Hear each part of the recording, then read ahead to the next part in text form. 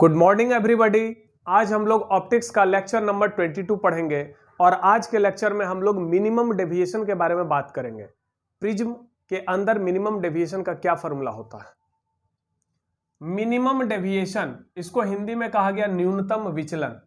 इसको डिनोट करते हैं डेल्टा एम। डेल्टा का मतलब डेविएशन, एम का मतलब मिनिमम। मिनिमम डेविएशन को न्यूनतम विचलन कहते हैं।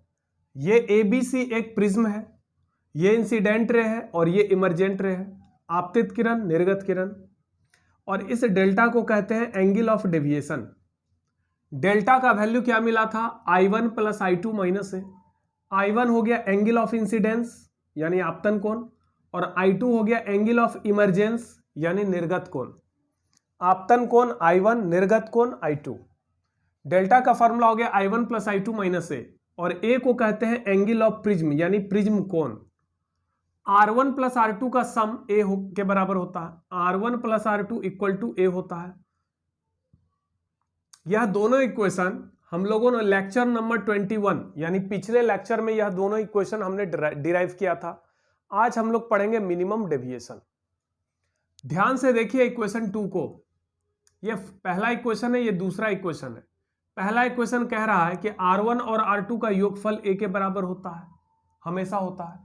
और दूसरा इक्वेशन कह रहा है कि डेल्टा जो होता है डेविएशन, उसका वैल्यू होता है I1 प्लस I2 माइनस है।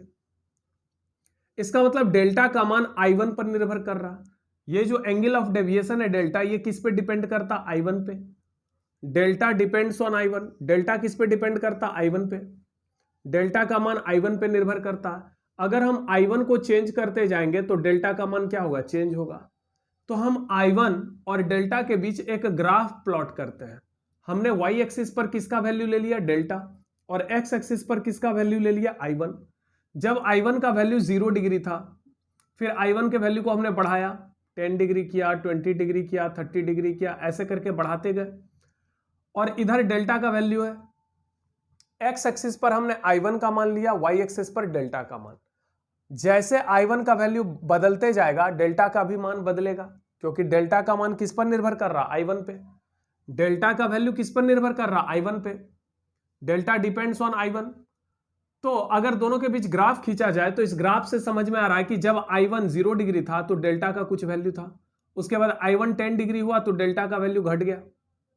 मान लीजिए स्टार्टिंग में डेल्टा का वैल्यू कुछ था, 60 डिग्री था, उसके बाद 50 डिग्री हो गया। जैसे जैसे I1 बढ़ते जा रहा है, डेल्टा का मान घटते जा रहा है। ये ग्राफ नीचे की ओर आ रहा है, इसका मतलब डेल्टा घटते जा रहा है, घटते जा रहा है, घटते जा रहा है। डेल्टा घटते घटते सबसे कम कितना हो गया, सबसे कम हो गया डेल्टा एम। डेल्टा एम को हम कहते हैं मिनिमम डेविएशन, यानी डेल्टा का जो सबसे कम मान है उसी को हम कहते हैं न्यूनतम विचलन। तो जैसे जैसे I1 को हम बढ़ाते जा रहे हैं, डेल्टा का मान घटते घटते क्या हो गया, मिनिमम। I1 के किस वैल्यू पर डेल्टा का वैल्यू मिनिमम हो गया, I1 का वैल्यू जब I2 के बराबर होता है तो डेल्टा का वैल्यू मिनिमम होता है। फिर I1 को बढ़ाते जाइए, डेल्टा बढ़ते जाएगा। तो यहां पर यह क्वेश्चन ऑब्जेक्टिव में पूछा जाता है कि यदि आपतन कोण का मान बढ़ाते जाएंगे तो डेल्टा का वैल्यू क्या होगा। तो डेल्टा का मान पहले तो घटेगा, घटते घटते मिनिमम होगा, अब फिर बढ़ने लगेगा। अगर हम एंगल ऑफ इंसिडेंस I1 की वैल्यू बढ़ाएंगे तो डेल्टा का वैल्यू क्या होगा, डेल्टा का वैल्यू पहले घटेगा फिर बढ़ेगा। तो ऑप्शन में देगा आपको कि अगर एंगल ऑफ इंसिडेंस I1 बढ़ाया जाएगा तो विचलन कोण क्या होगा, घटता है, बढ़ता है, पहले घटता है फिर बढ़ता है, और लास्ट ऑप्शन रहेगा पहले बढ़ता है फिर घटता है। तो आपको याद रखना है कि जो जो एंगल ऑफ इंसिडेंस बढ़ेगा, डेल्टा का वैल्यू पहले घटेगा, मिनिमम होगा और फिर बढ़ेगा। ठीक है, पहले घटता है फिर बढ़ता है। तो डेल्टा का वैल्यू जो सबसे कम होता है उसी को हम मिनिमम डेविएशन कहते हैं। और डेल्टा का वैल्यू सबसे कम कब होता है, जब I1 का वैल्यू I2 के बराबर होता है। तो मान लेते हैं कि I1 और I2 दोनों का वैल्यू किसके बराबर है, I के बराबर है। मान लेते हैं इस दोनों का वैल्यू बराबर हो गया। तो जैसे ही I1 और I2 का वैल्यू बराबर होगा तो ये जो डेल्टा आप देख रहे हैं ये डेल्टा एम हो जाएगा, यानी मिनिमम डेविएशन हो जाएगा। यानी जब हमारा डेविएशन मिनिमम होगा तो I1 और I2 दोनों का वैल्यू किसके बराबर हो जाएगा, I के बराबर। फिर से सुनिए, जब तक ये दोनों अलग अलग है, I1 अलग है, I2 अलग है, तब तक डेल्टा मिनिमम नहीं होगा। लेकिन जैसे ही डेविएशन की वैल्यू सबसे कम होगी, उस स्थिति में I1 और I2 दोनों का मान बराबर होगा। तो मान लेते हैं लेट I1 और I2 दोनों का मान किसके बराबर हो गया, I के बराबर। तो I1 और I2 दोनों का वैल्यू हमने क्या मान लिया, I। लेकिन जब I1 और I2 बराबर होगा तो स्नेल के नियम से R1 और R2 भी बराबर होगा, निश्चित रूप से बराबर होगा। अगर I1 और I2 बराबर होगा तो R1 और R2 भी बराबर होगा, ऐसा स्नेल का नियम कहता है। तो अगर I1 I2 दोनों बराबर हो गया तो R1 R2 भी बराबर होगा। तो अगर I1 I2 किसके बराबर हो जाए, I के, तो R1 R2 किसके बराबर होगा, R के, मान लीजिए। तो ये भी R होगा, ये भी R होगा। यानी जब मिनिमम डेविएशन होगा तो यह दोनों एंगल बराबर होगा और ये दोनों एंगल बराबर होगा। ठीक है, ऐसा होगा। Graph between delta and I1 is shown in the figure. इस फिगर में आपको डेल्टा और I1 के बीच का ग्राफ दिख रहा है। From graph it is clear that, graph से स्पष्ट है कि delta will be minimum, deviation minimum कब होगा, जब वेन I1 बराबर I2 होगा। तो हम जान रहे हैं इक्वेशन 2 से आप देख सकते हैं कि डेल्टा की वैल्यू किस पे डिपेंड है, I1 पे। I1 के वैल्यू को चेंज करेंगे, डेल्टा का वैल्यू चेंज होगा। डेल्टा और I1 के बीच का ग्राफ आप देख पा रहे हैं। I1 जो जो बढ़ाएंगे डेल्टा पहले तो घटेगा, मिनिमम होगा, फिर डेल्टा का वैल्यू बढ़ेगा। डेल्टा का वैल्यू मिनिमम कब होता है, जब I1 I2 बराबर होता है। लेकिन जब I1 और I2 बराबर होगा तो निश्चित रूप से R1 और R2 भी बराबर होगा, ऐसा स्नेल के नियम से होगा। तो मान लेते हैं I1 और I2 की वैल्यू किसके बराबर है, I के बराबर। R1 R2 के वैल्यू किसके बराबर है, R के बराबर। ठीक है, और डेल्टा कितना हो गया, डेल्टा M हो गया। क्योंकि जैसे ये दोनों बराबर होगा तो डेविएशन यहां पर मिनिमम होगा और ये दोनों भी बराबर हो जाएगा। क्योंकि ये दोनों बराबर होगा तो ये भी बराबर होगा।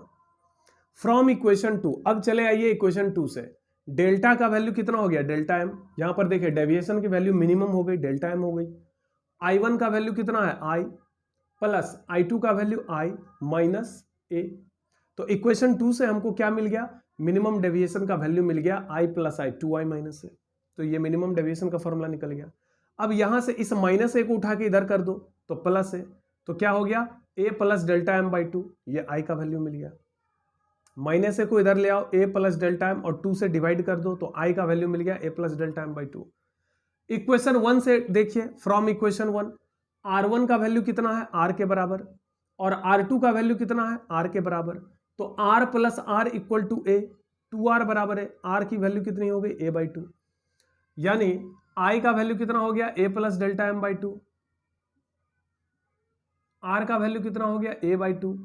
इस R का भी वैल्यू A बाई 2 और इस I का value A plus delta M by 2। ठीक है, from Snell's law at the first surface, ये जो पहला वाला सरफेस है AB, यहां पर हम स्नेल का नियम लगाते हैं। ये हमारा फर्स्ट मीडियम है, ये सेकेंड मीडियम है। लाइट पहले मीडियम से किस में जा रहा है, दूसरे मीडियम में। तो स्नेल का नियम क्या है, μ1 इंटू साइन आई बराबर μ2 इंटू साइन आर, यही है स्नेल का नियम। जहां μ1 पहले मीडियम का रिफ्रैक्टिव इंडेक्स है, μ2 दूसरे मीडियम का रिफ्रैक्टिव इंडेक्स है, I एंगल ऑफ इंसिडेंस है, R एंगल ऑफ रिफ्रैक्शन है।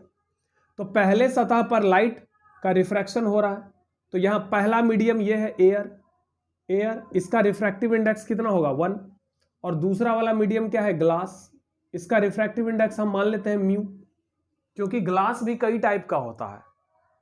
ऐसे जनरली जब हम ग्लास बोलते हैं कांच, तो उसका अपवर्तनांक 1.5 लेते हैं, लेकिन ग्लास भी कई तरह का होता है, क्राउन ग्लास, फ्लिंट ग्लास, ये ग्लास, वो ग्लास, तो उसका रिफ्रैक्टिव इंडेक्स थोड़ा थोड़ा चेंज होता है। किसी ग्लास का रिफ्रैक्टिव इंडेक्स 1.42 होता है, किसी का 1.48 होता है, किसी का 1.51 होता है। हम लोग एक एवरेज वैल्यू लेते हैं, ग्लास का रिफ्रैक्टिव इंडेक्स 1.5। तो यहां पर ग्लास का रिफ्रैक्टिव इंडेक्स हमने क्या मान लिया, म्यू। तो यहां जो सेकेंड मीडियम है ग्लास, इसका रिफ्रैक्टिव इंडेक्स हो गया म्यू इंटू साइन आर। तो प्रिज्म जिस भी मटेरियल का बना है उसका रिफ्रैक्टिव इंडेक्स है म्यू। प्रिज्म जिस पदार्थ का बना है उसका अपवर्तनांक म्यू है, और ये हवा में चूंकि रखा हुआ है तो इसका अपवर्तनांक कितना हो जाएगा 1। तो पहले मीडियम का रिफ्रैक्टिव इंडेक्स 1, तो μ1 का वैल्यू 1। दूसरे वाले मीडियम ग्लास का रिफ्रैक्टिव इंडेक्स म्यू, तो μ2 का वैल्यू म्यू। I का value A plus delta M by 2 और R का वैल्यू कितना A बाई 2। यहां से म्यू का वैल्यू निकालो तो साइन R को उठा के नीचे डाल दो, म्यू बराबर क्या निकला, साइन I, और साइन R नीचे गया, sine I by sine R। I की वैल्यू कितनी है, A plus delta M by 2, R की वैल्यू A बाई 2। तो म्यू का एक फॉर्मूला मिल गया, sine A plus delta M by 2 by sine A by 2। तो ये सारा फॉर्मूला मिनिमम डेविएशन के केस में ही लगेगा। ठीक है, तो यहां पर हम सारे फॉर्मूला को एक बार एक जगह पूरा लिखते हैं।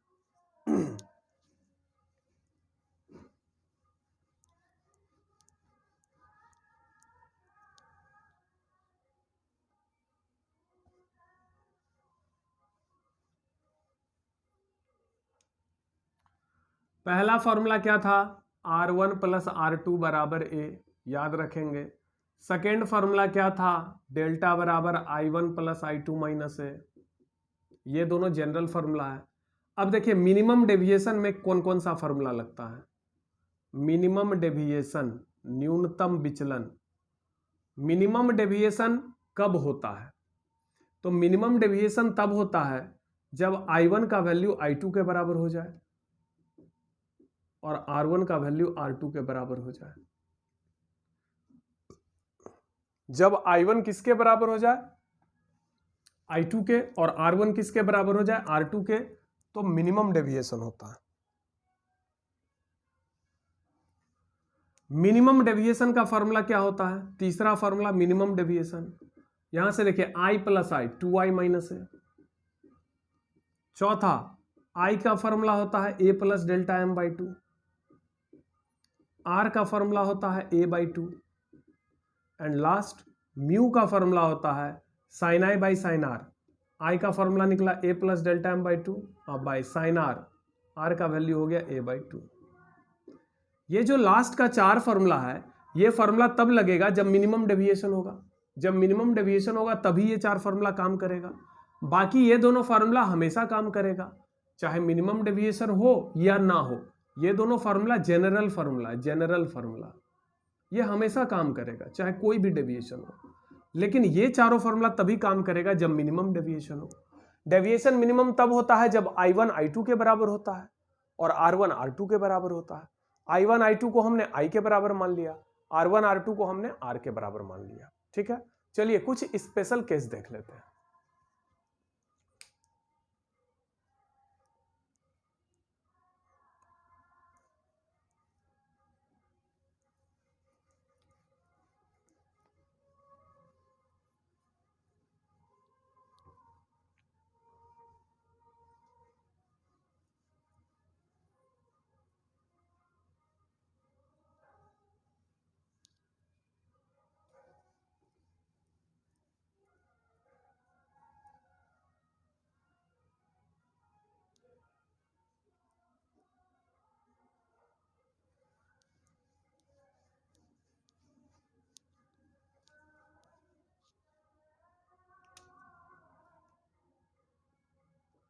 स्पेशल केसेस, विशेष स्थिति। पहला, if prism is very thin, यदि प्रिज्म पतला हो, यदि प्रिज्म पतला हो। अब देखिए पतला प्रिज्म किसको कहते हैं, थीन प्रिज्म क्या है, वैसा प्रिज्म जिसका प्रिज्म एंगल 10 डिग्री से कम हो उसे हम थीन प्रिज्म कहते हैं। ध्यान से देखिए ये बिल्कुल ही पतला प्रिज्म है। ये ABC कैसा प्रिज्म है, पतला, यानी थीन प्रिज्म है। थीन प्रिज्म, थीन प्रिज्म उसको कहते हैं जिसका प्रिज्म एंगल ए का मान 10 डिग्री से कम हो, उसे हम थीन प्रिज्म कहते हैं। थीन प्रिज्म के लिए हम जो ये म्यू बराबर लिखते हैं sine A plus delta M by 2 by sine A by 2, ये जो फार्मूला हम लिखते हैं म्यू का, ये म्यू किसका रिफ्रैक्टिव इंडेक्स है, ग्लास का। ठीक है, ये A क्या है, एंगल ऑफ प्रिज्म है, और डेल्टा M क्या है, मिनिमम डेविएशन। डेल्टा M क्या है, मिनिमम डेविएशन, A क्या है, एंगल ऑफ प्रिज्म, और म्यू क्या है, ग्लास का रिफ्रैक्टिव इंडेक्स है, कांच का अपवर्तनांक है। तो अगर प्रिज्म पतला होगा तो एंगल ऑफ प्रिज्म का वैल्यू 10 डिग्री से कम होगा, यानी A का वैल्यू कम होगा, और डेल्टा M भी कम होगा, यानी A भी कम होगा एंड डेल्टा M, ये दोनों क्या होगा, वेरी स्मॉल होगा, बहुत छोटा एंगल होगा। अगर प्रिज्म पतला होगा तो एंगल ऑफ प्रिज्म और मिनिमम डेविएशन दोनों का वैल्यू क्या होगा, बहुत कम होगा। तो अगर A की वैल्यू और डेल्टा M की वैल्यू कम होगी तो a plus delta m by 2 इसका भी वैल्यू कम होगा, ये भी बहुत कम होगा, इज वेरी स्मॉल। और अगर a कम है तो a बाई 2 भी क्या होगा, वेरी स्मॉल होगा। तो आप पढ़े हैं कि अगर थीटा बहुत छोटा एंगल हो तो हम साइन थीटा को थीटा के बराबर लिख सकते हैं। अगर थीटा बहुत छोटा एंगल हो तो साइन थीटा को हम सीधा थीटा लिख सकते हैं। तो अगर प्रिज्म पतला होगा तो a और डेल्टा m दोनों बहुत कम होगा, यानी a plus delta m by 2 भी कम होगा और a बाई 2 भी कम होगा। तो sine a plus delta m by 2 को सीधा हम a plus delta m by 2 लिख सकते हैं। मान लो ये एंगल थीटा है तो साइन थीटा को हमने थीटा लिख दिया। साइन थीटा को हमने थीटा क्यों लिख दिया, क्योंकि थीटा बहुत छोटा है, क्योंकि a plus delta m by 2 का वैल्यू बहुत छोटा है। फिर यहां पर साइन थीटा है नीचे, तो साइन थीटा को हम सीधा क्या लिखेंगे, थीटा। तो साइन a बाई 2 को हमने a बाई 2 लिख दिया क्योंकि थीटा बहुत छोटा है, इधर म्यू हो गया। तो पतले प्रिज्म के लिए इस फॉर्मूला को हम कुछ इस प्रकार से लिख सकते हैं। इसको हम सॉल्व करके देखते हैं। ये 2 और 2 क्या हो गया, कैंसिल। तो क्या बचा, a plus delta m by a। इसको क्रॉस मल्टीप्लाई करके देखते हैं, mu into A, mu A बराबर a प्लस डेल्टा m। यहाँ पर देखते हैं म्यू ए, इस a को इधर ले आओ, माइनस a बराबर डेल्टा m। तो यहाँ पर निकल गया डेल्टा m का वैल्यू, इसमें a कॉमन ले लो तो यहाँ बचेगा म्यू माइनस 1, तो म्यू माइनस 1 इंटू ए। यानी पतले प्रिज्म के लिए मिनिमम डेविएशन का ये फॉर्मूला होता है। पतले प्रिज्म के लिए, थीन प्रिज्म के लिए मिनिमम डेविएशन का फॉर्मूला होता है म्यू माइनस 1 इंटू ए। और पतले प्रिज्म के लिए जनरल डेविएशन का भी फॉर्मूला यही होता है। जो फॉर्मूला मिनिमम डेविएशन का वही फॉर्मूला जनरल डेविएशन का, क्योंकि पतले प्रिज्म में सारा डेविएशन लगभग बराबर होता है। अब इस चीज को समझिए, अगर प्रिज्म मोटा होगा, अगर प्रिज्म मोटा होगा, मोटा प्रिज्म किसको कहेंगे, जिसका प्रिज्म एंगल 10 डिग्री से अधिक होगा। तो मोटे प्रिज्म के लिए, वैसा प्रिज्म जो मोटा है यानी थिक है, तो मोटे प्रिज्म के लिए जनरल डेविएशन का फॉर्मूला आपने पढ़ा था I1 प्लस I2 माइनस है, जबकि मिनिमम डेविएशन का फॉर्मूला आपने पढ़ा था 2I माइनस है। ये दो फॉर्मूला आपने पढ़ा था, जनरल डेविएशन, मिनिमम डेविएशन।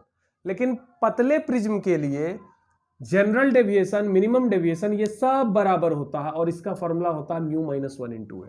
याद रखेंगे, for thin prism all deviations are equal, whether it is general deviation or minimum deviation, delta is equal to delta m is equal to mu minus 1 into a। Clear है, चलिए आगे।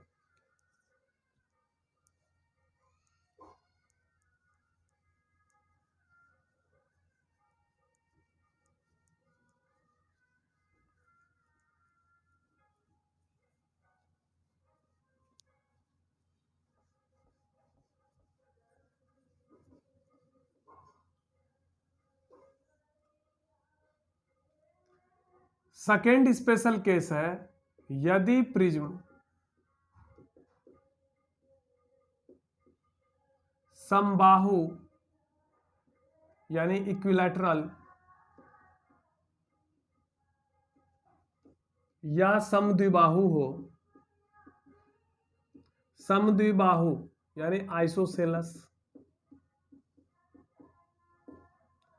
समबाहु त्रिभुज कहते हैं जिसकी तीनों भुजा बराबर हो, समद्विबाहु कहते हैं जिसकी दो भुजा बराबर हो। तो यदि प्रिज्म समबाहु या समद्विबाहु हो तो न्यूनतम विचलन की स्थिति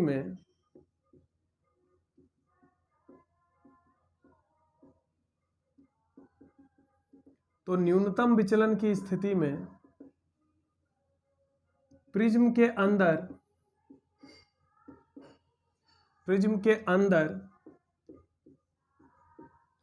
अपवर्तित किरण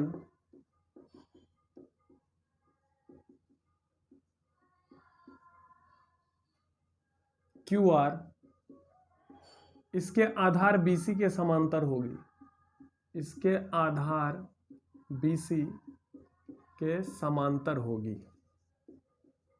ये देखिए क्या कह रहा है, अगर प्रिज्म समद्विबाहु या समबाहु हो, मान लीजिए ये एक प्रिज्म है जो कि आइसोसेलस है, आइसोसेलस प्रिज्म, समद्विबाहु का दो भुजा बराबर होगा, समबाहु का तीनों भुजा बराबर होगा। मान लो ये आइसोसेलस प्रिज्म है, कैसा प्रिज्म है, आइसोसेलस प्रिज्म है यानी दो भुजा बराबर है। समद्विबाहु है, मान लो ए बी किसके बराबर है, ए सी के। मान लो इसकी दोनों भुजाएं बराबर है, ए बी बराबर ए सी है, ठीक है। तो अगर ए बी सी एक समद्विबाहु प्रिज्म है तो इसकी दोनों भुजा बराबर होगी, ए बी बराबर ए सी होगी। तो यहां पर ए बी बराबर ए सी, क्योंकि प्रिज्म कैसा दिया गया है, समद्विबाहु। तो न्यूनतम विचलन की स्थिति में यहां पर ये इंसिडेंट रे है, ये नॉर्मल लाइन है, ये रिफ्रैक्टेड रे है और ये इमर्जेंट रे है। चूंकि मिनिमम डेविएशन हो रहा है तो यह एंगल इसके बराबर होगा। हमने बताया था ना आपको कि जब भी मिनिमम डेविएशन होता है तो ये I1 और I2 दोनों का वैल्यू बराबर होता है। तो मान लो इसका वैल्यू I है तो इसका भी वैल्यू I है, इसका वैल्यू अगर R होगा तो इसका भी वैल्यू R होगा। मान लीजिए इंसिडेंट रे है PQ और इमर्जेंट रे है RS। अब देखिए प्रिज्म के अंदर जो रे है ये QR, यह जो रे है QR ये इस बेस BC के पैरेलल होगा। यह जो QR है ये इसके पैरेलल होगा, सॉरी यह जो बेस है QR, सॉरी यह जो रे है QR, यह किरण QR बेस BC के पैरेलल होगा। QR पैरेलल होगा BC के, यही साबित करना है, प्रूव दैट। क्या प्रूफ करना है, हमको यह साबित करना है कि QR पैरेलल होगा बेस BC के। प्रिज्म के अंदर अपवर्तित किरण QR इसके आधार BC के समांतर होगी, यही साबित करना है। तो यहां पर दो कंडीशन दिया गया है, पहला प्रिज्म यदि इक्विलैटरल हो या आइसोसेलस हो, और दूसरा मिनिमम डेविएशन हो रहा हो। अगर प्रिज्म इक्विलैटरल होगा या आइसोसेलस होगा और मिनिमम डेविएशन हो रहा होगा तो QR का मान बेस BC के पैरेलल होगा। यानी यहां पर कंडीशन दो है, समझिएगा, दो कंडीशन है। कंडीशन क्या क्या कंडीशन है, पहला कंडीशन है कि प्रिज्म कैसा हो, इक्विलैटरल हो या आइसोसेलस हो, समबाहु या समद्विबाहु प्रिज्म हो। और दूसरा कंडीशन क्या हो, मिनिमम डेविएशन हो रहा हो, मिनिमम डेविएशन हो रहा, न्यूनतम विचलन हो रहा हो। अगर ये दोनों बात होगा तो रिजल्ट तो क्या होगा, तो ऐसा होगा कि अंदर का जो रे QR है वो इसके बेस BC के पैरेलल होगा। तो हम इसको कैसे प्रूफ करेंगे, प्रूफ देखिए इसका। चूंकि मिनिमम डेविएशन है तो ये एंगल इसके बराबर होगा और ये एंगल इसके बराबर होगा। मान लो इस दोनों का वैल्यू I है, इस दोनों का वैल्यू R है। अब ध्यान से देखिए ये नॉर्मल लाइन है तो ये पूरा एंगल 90 होगा, 90 में R घटाओ तो ये एंगल कितना होगा, 90 माइनस R। और ये भी एंगल R है, ये पूरा 90 है, नीचे से R घटा दो तो ये एंगल कितना होगा, 90 माइनस R। इसका मतलब ये एंगल बराबर इसके होगा। तो इस वाले ट्रायंगल में आओ, AQR त्रिभुज AQR में इस ट्रायंगल में चूंकि यह दोनों एंगल बराबर है इसलिए इसके सामने का भुजा AR और इसके सामने का भुजा AQ बराबर होगा। हम लिख सकते हैं AQ बराबर AR, इक्वेशन 1। क्यों लिख सकते हैं, फिर से देख लीजिए, ये जो त्रिभुज है AQR, इस ट्रायंगल में यह एंगल है 90 माइनस R और यह भी एंगल है 90 माइनस R। तो चूंकि दोनों एंगल बराबर है तो इसके सामने का ये भुजा और इसके सामने का ये भुजा बराबर होगा, AQ बराबर होगा AR के। ठीक है, ये पहला इक्वेशन मिला। दूसरा इक्वेशन मिलेगा कि अब यहां ध्यान से देखिए क्या दिया गया है, प्रिज्म कैसा है, आइसोसेलस है या इक्विलैटरल है। तो अगर आइसोसेलस होगा तो ये AB किसके बराबर होगा, AC के। आइसोसेलस होगा या इक्विलैटरल होगा तो हम लिख सकते हैं AB बराबर AC, इक्वेशन 2। अब इक्वेशन 1 को इक्वेशन 2 से हम डिवाइड करते हैं, तो जैसे ही डिवाइड करेंगे तो क्या मिलेगा, AQ बाई AB बराबर मिलेगा AR बाई AC। इसका मतलब हो गया, आपने क्लास 9 या क्लास 10 में पढ़ा होगा थेल्स थ्योरम, थेल्स का प्रमेय। थेल्स का प्रमेय क्या कहता है कि यदि किसी त्रिभुज में AQ बाई AB बराबर AR बाई AC हो तो QR पैरेलल होगा BC के। यह साबित हो गया कि QR पैरेलल होगा BC के। तो यहां पर दो कंडीशन होगा तब ऐसा होगा। क्या कंडीशन है, अगर प्रिज्म इक्विलैटरल या आइसोसेलस हो, और दूसरा अगर मिनिमम डेविएशन हो रहा हो तो ये जो रे है QR ये इसके बेस BC के क्या होगा, पैरेलल होगा। ठीक है,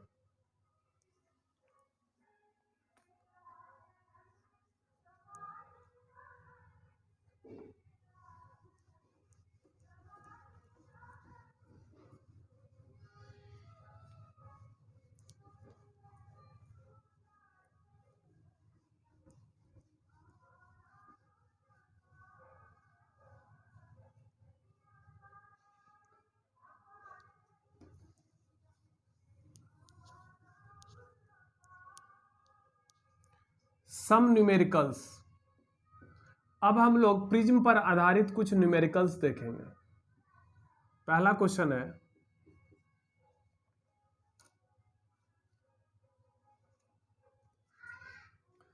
साठ डिग्री प्रिज्म कोण वाले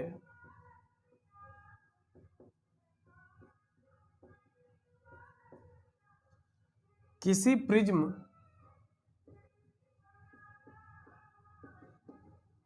द्वारा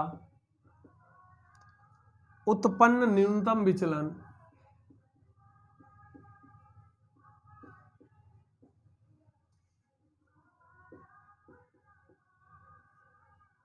तीस डिग्री है, तो प्रिज्म का अपवर्तनांक ज्ञात करें।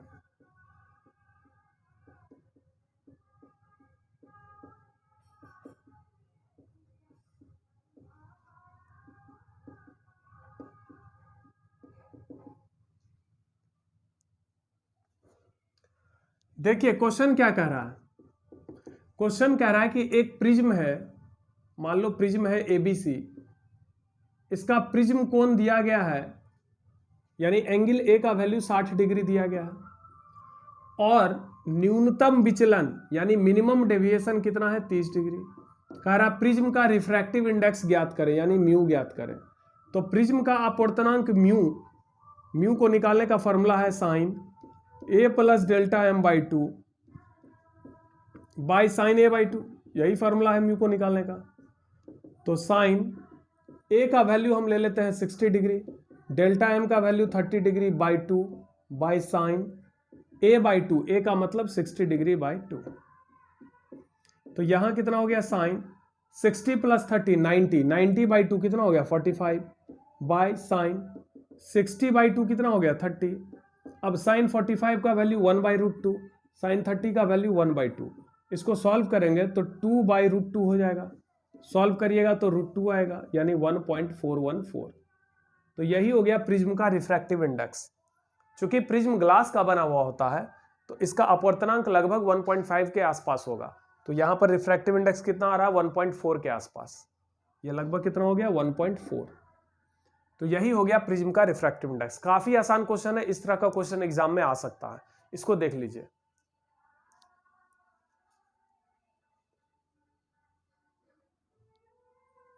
चलिए नेक्स्ट क्वेश्चन देखते हैं।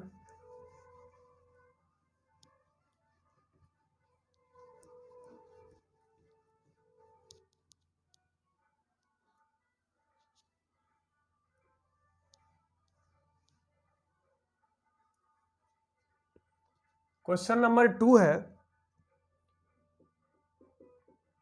प्रिज्म कोण ए वाले किसी प्रिज्म द्वारा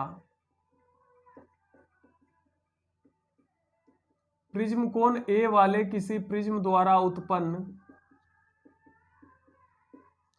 न्यूनतम विचलन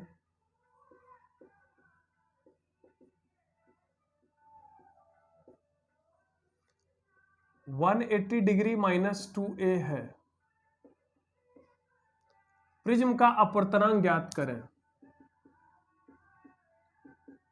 प्रिज्म का अपवर्तनांक ज्ञात करें।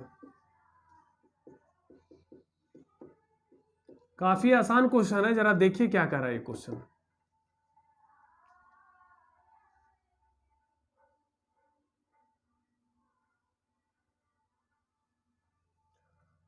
क्वेश्चन कह रहा है कि प्रिज्म एंगल ए का वैल्यू कितना दिया गया है ए, प्रिज्म कोण कितना है ए, और मिनिमम डेविएशन का वैल्यू दिया गया है 180 डिग्री माइनस 2a। कह रहा प्रिज्म का अपवर्तनांक निकालना है। तो म्यू को निकालने का फॉर्मूला लिखो, sine A plus delta M by two by sine A by two. Formula जैसे ही आप लिखेंगे उसके बाद इसका मान रखिए, sine A plus delta M का मान कितना है 180 minus 2a by two by sine A by two.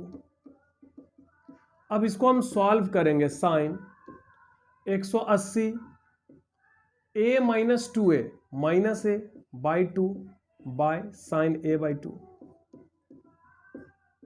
Sine 180 को 2 से भाग दे दो 90 माइनस ए को 2 से भाग दो A by two by cos A by two. इसको थीटा अगर मान ले तो sine 90 minus theta cos theta होता है, तो हम लिखेंगे कॉस ए बाई टू, और नीचे में क्या रहेगा साइन ए बाई टू। तो कॉस थीटा बटे साइन थीटा, इसको हम कॉट थीटा कहते हैं, तो कॉट ए बाई टू। तो म्यू का वैल्यू क्या मिल गया, कॉट ए बाई टू। काफी आसान है, देख लीजिए इसको।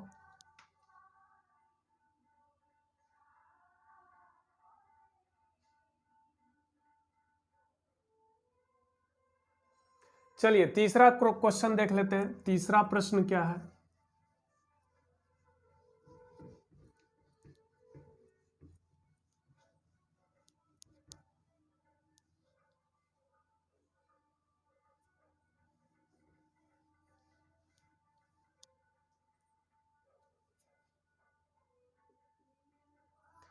साठ डिग्री प्रिज्म कोण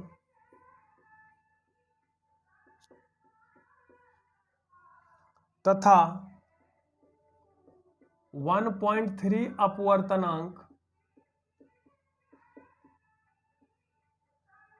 वाले किसी प्रिज्म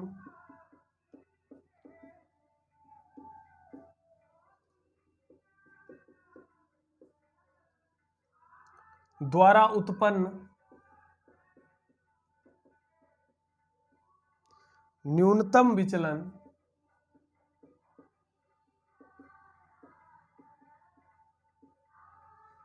ज्ञात करें।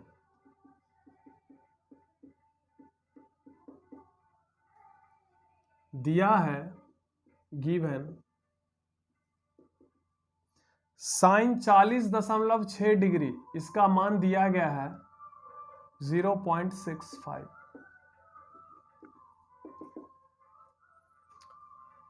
प्रिज्म कोण कितना दिया गया है 60 डिग्री। रिफ्रैक्टिव इंडेक्स प्रिज्म का कितना है 1.3। मिनिमम डेविएशन का वैल्यू निकालना है। म्यू का फॉर्मूला होता है sine A plus delta M by two by sine A by two. Mu का वैल्यू 1.3, साइन ए का वैल्यू 60 डिग्री, डेल्टा एम का वैल्यू नहीं दिया गया है, बाई साइन ए का वैल्यू 60 डिग्री बाई 2। 1.3 बराबर sine 60 degree plus delta M by 2 by sine 60 degree by 2 कितना हो गया 30 डिग्री। साइन 30 को उठा के इधर ले आओ, 1.3 इंटू साइन 30 बराबर इधर बच जाएगा sine 60 plus delta M by 2। Sine 30 का वैल्यू 1/2 रखो, 1.3 इंटू 1/2 कितना हो जाएगा 0.65। अब 0.65 ये किसका वैल्यू है साइन 40.6 डिग्री, तो यहां पर हम लिख सकते हैं साइन 40.6 डिग्री। अब पढ़िए साइन थीटा 1 बराबर साइन थीटा 2। अगर कहीं ऐसा लिखा हुआ है कि साइन थीटा 1 बराबर साइन थीटा 2, तो इसका मतलब होता है थीटा 1 बराबर थीटा 2। तो यहां पर लिखा हुआ है साइन थीटा 1 बराबर साइन थीटा 2, तो इसको सॉल्व करेंगे तो क्या मिलेगा थीटा 1 यानी 40.6 डिग्री बराबर 60 plus delta M by 2, cross multiply 81.2 degree 60 plus delta M, तो डेल्टा एम का वैल्यू कितना मिल जाएगा 81.2 डिग्री माइनस 60 डिग्री 21.2 डिग्री, यही होगा मिनिमम डेविएशन। काफी आसान क्वेश्चन है, बस कैलकुलेशन आपको देखना, ये मिनिमम डेविएशन होगा।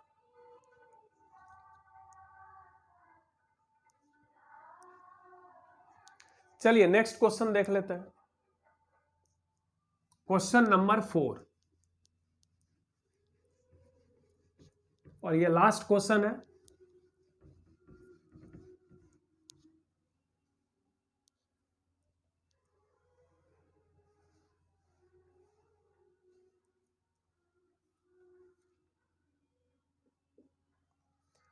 यदि एंगल ऑफ प्रिज्म का वैल्यू 5 डिग्री हो तथा प्रिज्म का रिफ्रैक्टिव इंडेक्स 1.5 हो, तो मिनिमम डेविएशन का वैल्यू निकालना है। इसका आंसर देखिए, चूंकि एंगल ऑफ प्रिज्म 5 डिग्री है तो यह पतला प्रिज्म हुआ। पतला प्रिज्म उसको कहते हैं जिसका प्रिज्म एंगल 10 डिग्री से कम होता है। तो यहां ये थीन प्रिज्म है। द गिवन प्रिज्म, जो भी प्रिज्म दिया हुआ है वो कैसा प्रिज्म है? थीन है, क्योंकि एंगल ऑफ प्रिज्म 5 डिग्री दिया गया है। तो अगर प्रिज्म थीन होगा तो मिनिमम डेविएशन का फॉर्मूला हम बताए थे म्यू माइनस 1 इंटू ए होता है। म्यू का वैल्यू दिया हुआ 1.5 माइनस 1 इंटू ए का वैल्यू है 5 डिग्री। 1.5 में 1 घटाएंगे 0.5 इंटू 5 डिग्री, तो ये हो जाएगा 2.5 डिग्री।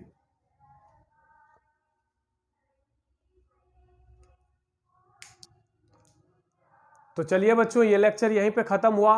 अगले लेक्चर में हम लोग पढ़ेंगे refraction at A spherical surface, किसी गोलीय सतह से होकर अपवर्तन। ठीक है, थैंक यू।